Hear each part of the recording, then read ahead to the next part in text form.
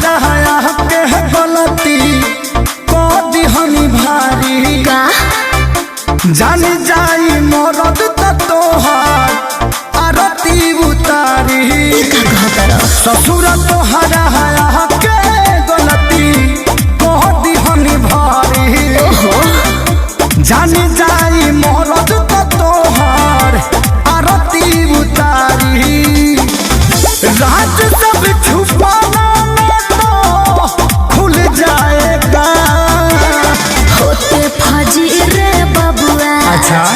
होते फजी रे बबुआ स्कूल जाएगा मर्द पिया कर साला भूल जाएगा मर्द पिया कर सब कुछ भूल जाएगा कहाँ जाना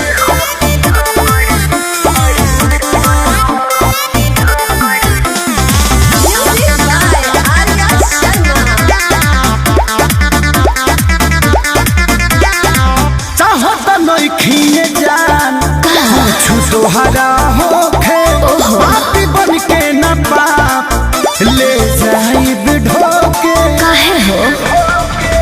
झूठ फिक्र करता रहो बाजानू हो डरता रहो सफा डाकू के बड़ा पाता चली पंखा से झूल जाएगा होते फजी रे बबुआ होते फजी रे बबुआ ऐसा भूल जाएगा मर्द पिया कर साला भूल जाएगा मर्द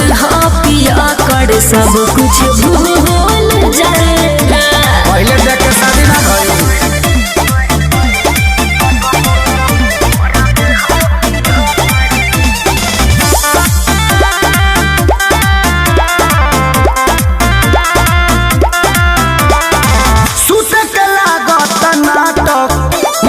कैले होई अच्छा तो होई कुल देखतौ कछैले होई हरना हो बड़ा आला बात खेसारी हो